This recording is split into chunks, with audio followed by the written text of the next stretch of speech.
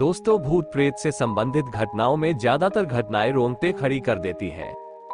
तो कुछ इतनी मार्मिक होती है कि दिल भर आता है। लेकिन मेरे जीवन से जुड़ी एक घटना ऐसी भी है जिसे याद करके हंसी आ जाती है। जाने अनजाने में मेरी मम्मी के मामा जी के साथ ये घटना घटी थी। बस थोड़े से आलस की वजह से उनके पीछे ऐसी मुसीबत लगी जिससे उन्हें निजात पाने में सालों लग गए। वो गांव में रहा करते थे। उनका नाम तो अच्छा खासा है, मगर गांव में अक्सर चिढ़ाने के लिए जो नाम रख दिया जाता है वो नाम पूरी जिंदगी के लिए पीछे लग जाता है। इसी संक्षिप्तीकरण और मजाक में उनका नाम बचपन में ही लाल जी पड़ गया था। वो इसी नाम से पहचाने जाने लगे। वो जिस गांव में रहते थे वो अमेठी से करीब 45 किलोमीटर दूर पड़ता है। उनका घर गांव में सबसे किनारे पर था और उनके घर से करीब 250 मीटर की दूरी पर रेलवे लाइन थी। और रेलवे लाइन के पार एक बहुत बड़ा बरगद का पेड़ था और चबूतरा बना था। उन्हें लोग पहलवान बाबा के अर्थान, पूजा का स्थान के नाम से जानते थे। सबको उन पर बहुत श्रद्धा थी, जिसका परिणाम भी उन्हें अच्छे के रूप मिलता था। आसपास के गांव वाले उनकी पूजा अर्चना करते थे और उनकी कृपा भी खूब देखते थे और आज भी ये सिलसिला वहां जारी है। खैर, वहां वास करने वाले बाबा कोई देवता नहीं थे। वो वही थे जिन्हें लोग शहरों में छलावा कहते हैं। लेकिन एक बहुत लंबे अंतराल से वो वहां वास करते हैं, इसलिए वो बहुत अधिक शक्तिशाली है। उनकी पूजा जो करता है वो उस पेट पर लंगोट और दारू की एक बोतल चढ़ाता है। भूत प्रेत बाधा से ग्रस्त व्यक्ति वहां जाकर ठीक हो जाते हैं। लाल जी भी उन्हें बहुत मानते थे, मगर वे थे थोड़े आलसी किस्म के। जब भी उनकी माता उन्हें उस अर्थान पर चढ़ावा चाहने को कहती तो वे अक्सर टाल मटोल करते थे। वही गांव में एक पंडित जी भी रहते थे, हष्ट-पुष्ट शरीर वाले, और अखाड़ों में उनका बहुत नाम था। लोग उन्हें अक्सर पहलवान पंडित कहते थे। हालांकि को थे तो पंडित, मगर ये नाम उनके चरित्र को दूर दूर तक नहीं छूता था। पहलवान होने के कारण अक्सर वो मांस मदिरा का सेवन भी करते थे, लेकिन बहुत ही कम।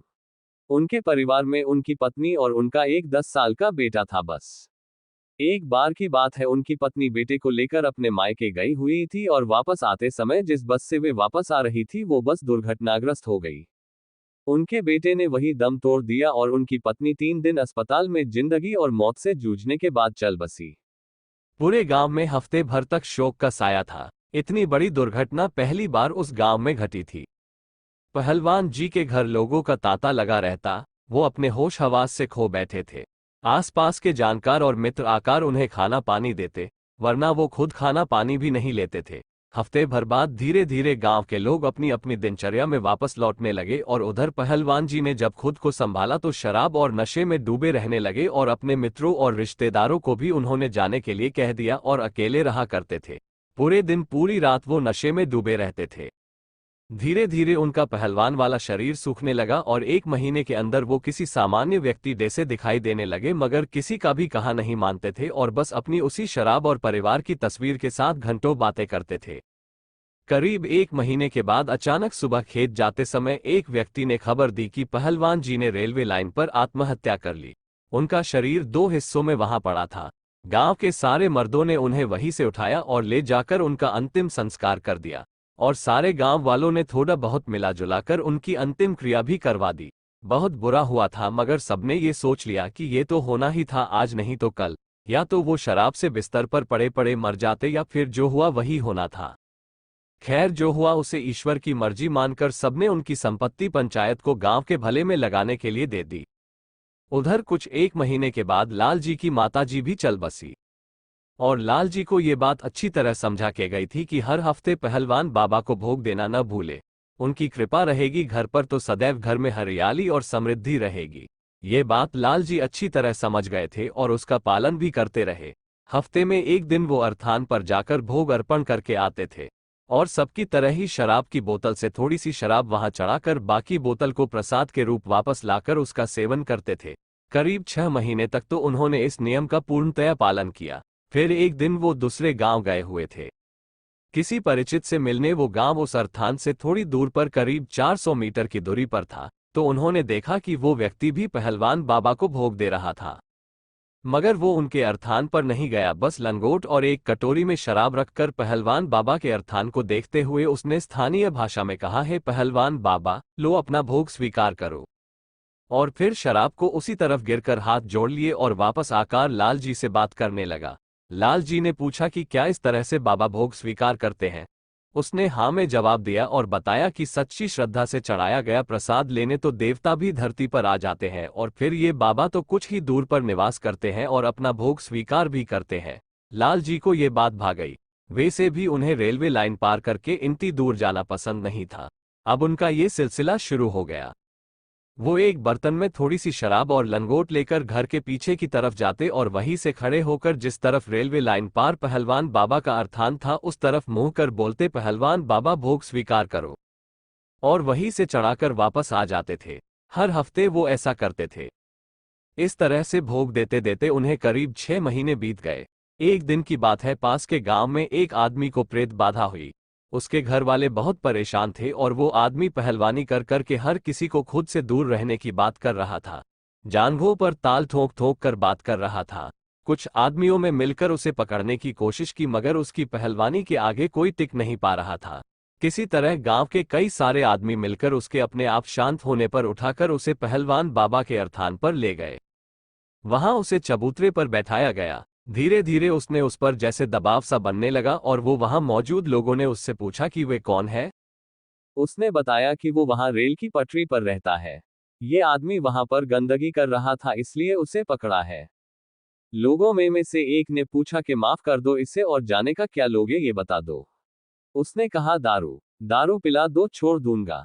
वहां मौजूद लोग तुरंत दारू लेकर आए और उसे दिया, मगर उसने पीने से मना कर दिया और कहा, ऐसे नहीं, जो मुझे हमेशा देता है बस उससे ही लूंगा। जिज्ञासावश सबने पूछा कि वो भोग किससे लेना चाहेगा। तो उसने बताया कि फलाने गांव में लालजी नाम का आदमी है, वो मुझे हमेशा दारू देता है, वो देगा तो मैं तुरंत चला जाऊंगा। पहले तो लोगों को शक हुआ कि कहीं लालजी नाम के आदमी ने ही तो नहीं भेजा है इसे तंत्र मंत्र करके। लेकिन इस बात की पुष्टि के लिए, समस्या के समाधान के लिए सबने लालजी से मिलने की ठान ली। कुछ व्यक्ति उस आदमी के घर के सदस्यों के साथ मिलकर जो गांव उसने बताया था उस तरफ चल पड़े लाल जी से मिलने। जब वो लोग लाल जी के पास पहुंचे तो उन्होंने सबसे पहले ये आजमाया कि कहीं इसी आदमी ने तो कोई तंत्र मंत्र नहीं किया। इस बात की पुष्टि के लिए उन्होंने आसपास के लोगों से पूछताछ की। सबने बताया कि वो तो जल्दी पूजा भी नहीं करता, तंत्र मंत्र की तो बात ही दूर है। इस बात ने सबको सकते में डाल दिया और अब वो लोग लाल जी के पास पहुंचे और उन्हें सारी घटना से अवगत करवाया। लाल जी पहले से ही भूत प्रेतों के नाम से भागा करते थे। जब उन्हें पता चला कि कोई भूत प्रेत उन्हें बुला रहा है तो उन्हें पांव के नीचे से जमीन सरक गई और उन्होंने जाने से साफ मना कर दिया। इस बात से वहां मौजूद लोगों को इस बात की तो तसल्ली हो गई थी कि ऐसा आदमी कोई तंत्र मंत्र नहीं कर सकता। फिर उन्होंने लाल जी से साथ चलने और उससे बात करने के लिए कहा। लाल जी किसी भी कीमत पर राजी नहीं हो रहे थे। आखिरकार जब उनके बड़े भाई और आसपास के कुछ बुजुर्गों ने उन्हें समझाया तो वो जाने के लिए राजी हुए, मगर अकेले नहीं, साथ में 4 लोगों को साथ ले गए। वहां पहुंचने पर लाल जी के पसीने छूटने लगे थे। आखिरकार लाल जी और उसका सामना हो गया। कौन हो भाई और क्यों मेरे नाम का शोर करके कर रहे हो? लाल जी ने उससे पूछा। मुझे बस अपने हाथ हमेशा की तरह दारू पिला दो, मैं चला जाऊंगा। उस आदमी ने लाल जी के सामने हाथ जोड़कर कहा। वहां मौजूद ऐसे दृश्य को सब आंखें फाड़ फाड़ कर देख रहे थे। एक प्रेत कैसे बिना सिद्धि वाले आम आदमी के सामने हाथ जोड़कर बात कर रहा है? हमेशा की तरह, अबे मैंने कब तुझे इससे पहले दारू पिलाया है? लाल जी अब उससे बिना डरे बात करने लगे थे। लाल जी, मजाक न करो। हर हफ्ते मुझे दारू का भोग देते हो, उससे मेरी प्यास मिट जाती है। थोड़ी सी दारू दे दो, चला जाऊंगा। वो फिर से विनती करने लगा।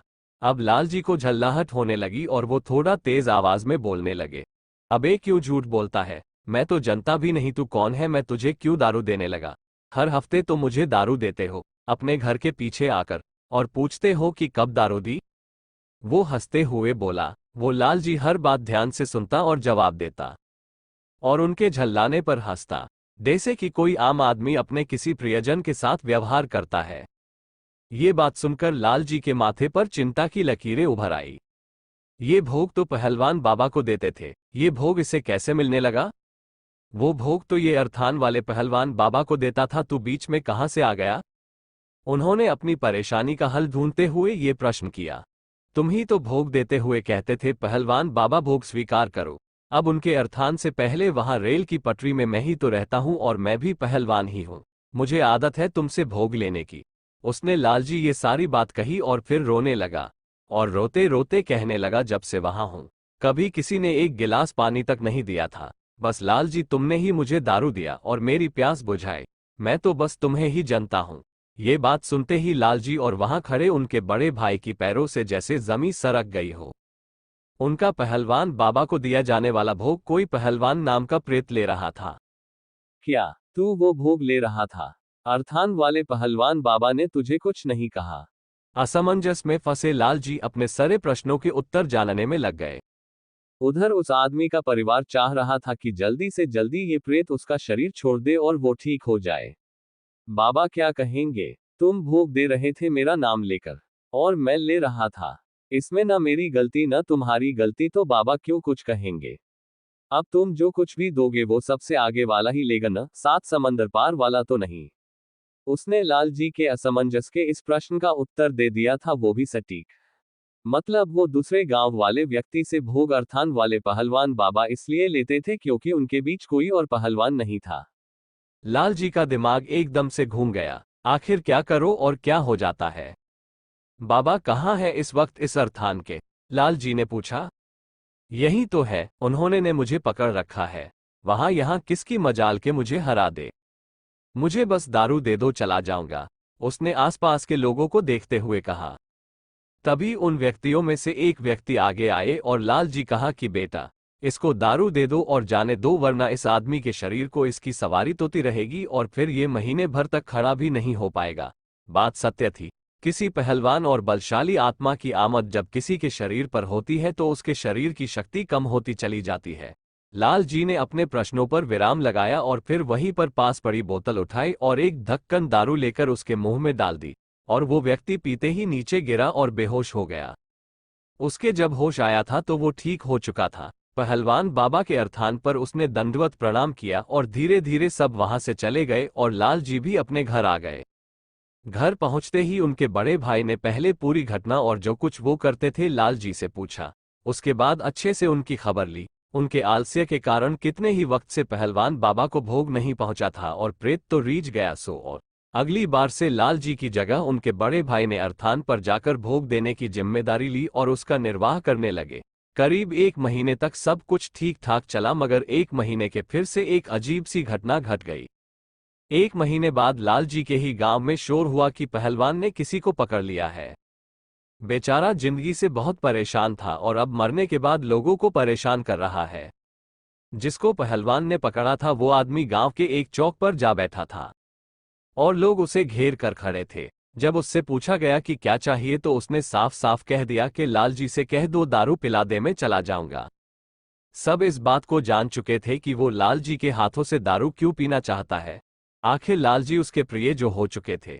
सब उसे पकड़कर वही अर्थान पर ले जाने की कोशिश करने लगे तो उसने पहलवानी करनी शुरू कर दी। एक व्यक्ति को एक तरफ फेंका तो दूसरे को दूसरी तरफ और वापस चौक पर पलथी मरकर बैठ गया और कहने लगा, जब तक लालजी के हाथ से दारू नहीं पी लेता मैं नहीं जाऊंगा। उसकी पहलवानी देखकर किसी की फिर हिम्मत न हुई कि वो उसे पकड़ते। अब शेष सिर्फ एक ही मार्ग था कि लालजी को बुलाया जाए। सबने जाकर लालजी को बुलाया और लालजी इस बार तुरंत तैयार हो गए। शायद उन्हें कुछ प्रश्नों के उत्तर चाहिए थे।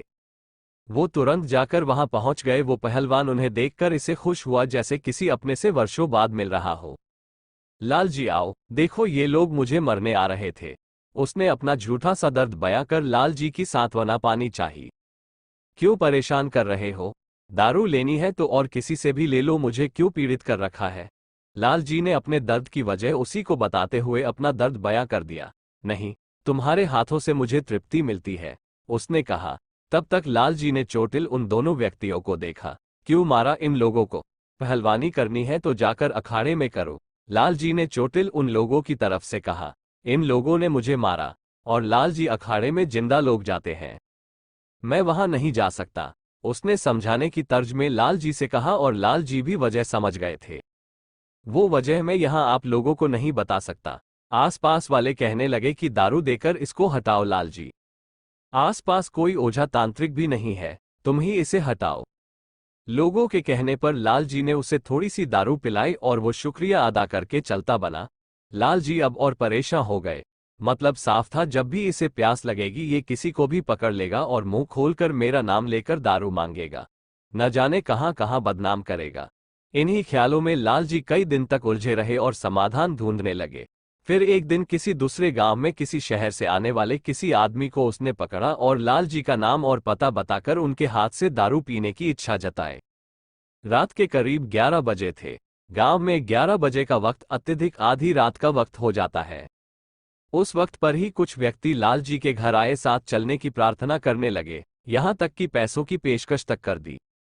एक तो लालजी का आलस्य, ऊपर से रात का वक्त, दोनों ने पहरे लगा रखे थे, मगर इतना परेशान उन लोगों को देखकर वो जाने के लिए राजी हो गए। वहां पहुंचते ही लालजी को वो देखकर खुशी से बोला, आओ लालजी। लालजी झल्ला गए और गुस्से में उसकी सेंकने लगे, क्या है बे साले, क्यों दुखी कर रखा है, ना रात देखे ना दिन। मगर वो फिर भी विनम्रता से बोला, बस तुम्हारे हाथों से दारू चाहिए थी। इतने दिनों से तुम उस तरफ भी नहीं आए तो देखा भी नहीं था। जान लेगा क्या, मेरी नाम बदनाम कर दिया है मेरा, और ऊपर से मेरी खुशामती करता है। अगर जिंदा होता तो मैं तुझे मार देता। लालजी गुस्से में बदबदाए जा रहे थे। जान जाने का दुख तो मुझे है, तुम मुझे बस दारू पिला दो और जाने दो, तुम्हारी उम्र बहुत है, उसकी चिंता न करो। उसने लालजी के गुस्से का फिर से सरल उत्तर दिया। लालजी को कुछ नहीं सूझा, उन्होंने उसे दारू देकर विदा कर दिया। और अब उन्होंने कई जगह जाकर कई ओझा तांत्रिक ढूंढे, ताबीज वगैरह बनवाई ताकि वो पहलवान परेशान न कर सके। मगर इन सबका कोई औचित्य नहीं था, क्योंकि उसे तो सिर्फ लालजी से दारू चाहिए थी, न कि लालजी को कोई नुकसान पहुंचाना था। दुआ ताबीज के बावजूद कहीं न कहीं से खबर आती कि फला गांव में फला फला आदमी को किसी ने पकड़ लिया है और वो लालजी को बुला रहा है। लालजी तुरंत समझ जाते और अन्य मन से वहां लोगों के आग्रह पर चले जाते। 4 गाली उसको देते, 4 गाली खुद को और अपने आलस्य को। अगर वो उन दिनों अर्थान पर जाकर भोग देते तो शायद ये मुसीबत कभी उनके पीछे न लगती। कभी बरसात, कभी जलती धूप, कभी रात, कभी सुबह, कभी कहीं तो कभी कहीं से कोई आ जाता कि लालजी चलो दारू देके उसको बचा लो। उन्हें अपना काम छोड़कर भी जाना पड़ जाता। लालजी को ये सब करते हुए करीब 1 साल बीत चुका था। अभी तक उन्हें कोई काबिल जानकार नहीं मिला था कि वो अपना पीछा छुड़ा पाते। जो मिले भी उन्होंने हाथ डालने से मना कर दिया। एक बार कहीं से एक जोगी घूमता फिरता न जाने कहां से उस गांव में आ गया। उसने लालजी के घर का पता पूछा और लालजी के घर पहुंच गया। लालजी ने जब एक अनजान आदमी को देखा तो वो तुरंत तैयार हो गए कि फिर से उसी ने किसी को पकड़ा होगा जिससे ये जोगी बुलाने आया है। लालजी, आपसे एक बात करनी है, क्या आप मेरे साथ थोड़ी देर के लिए बाहर आएंगे? जोगी ने लालजी से कहा। लालजी को उनके बड़े भाई को भी थोड़ी हैरानी हुई कि बुलाने नहीं आए, सिर्फ बात करने आए हैं। जोगी लालजी को एक किनारे ले गए। मैंने एक पहलवान जैसे आदमी को वहां रेल की पटरी पर देखा है, वो मर चुका है। उसने मुझे तुम तक ये संदेश देने को कहा है कि तुम उसे दारू पिलाओ एक निश्चित समय अंतराल पर। क्या तुम जानते हो उसे? जोगी ने लालजी से कहा। इतना कहना कि लालजी ने सारी अपनी व्यथा जोगी को सुना दी और कहा कि शायद ये मेरी भाग्य ही है जो मुझे अपने आलस्य की सजा इस कदर मिल रही है। जोगी ने सारी बात सुनी और कहा कि मैं तुम्हें इससे निजात दिल सकता हूं, मगर तुम्हें इसके लिए एक दारू की बोतल के साथ मेरे साथ आना होगा। वहीं पर लालजी को तो जैसे भगवान मिल गए, आखिर किसी ने तो कहा कि वो उन्हें निजात दिला सकता है। लालजी फिर उस जोगी के कहने पर छत से भी कूद जाते। वो इस बात के लिए राजी हो गए। लालजी ने उन्हें अपने घर में ही ठहराया। वो एक विचरण करते जोगी थे। उस वक्त में इस तरह के साधु अक्सर हुआ करते थे, जो अपना ठिकाना एक जगह नहीं बनाते थे और जन कल्याण में जीवन समर्पित कर देते थे। वो लालजी के घर एक दिन रुके और सिर्फ फलाहार किया। रात में उन्होंने लालजी उस पहलवान के स्थान पर जाकर एक बोतल शराब रखाने को कहा और फिर लालजी सो जाने के लिए कहकर खुद रात भर जागते रहे और न जाने बिना किसी सामग्री के कौन सी क्रिया करी।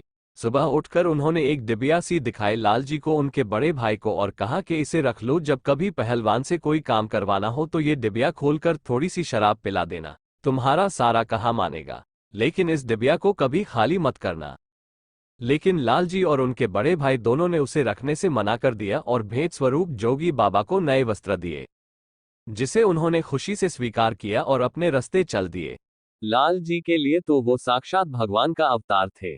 तब से लालजी ने निर्णय लिया कि आलस्य को दोबारा हावी नहीं होने देंगे और नहीं बिना जाने कहीं भी किसी को भी भोग देंगे। दोस्तों, इस घटना को जानने के बाद ये सीख मिली है कई लोगों को कि कहीं भी किसी के भी नाम से भोग नहीं देना चाहिए, क्योंकि हम नहीं जानते कि उसे कौन ले रहा है। कई लोग इस तरह से भोग अर्पित करते हैं। याद रखिए, हर भोग विधिवत होना चाहिए। यूं ही बिना जानकारी के सिर्फ नाम लेकर अर्पित किया गया भोग अक्सर दूसरी शक्तियां ही ग्रहण करती हैं और इसकी आदी हो जाती हैं। अगर आप लोगों को कहानी पसंद आई हो तो हमारे चैनल को सब्सक्राइब करें।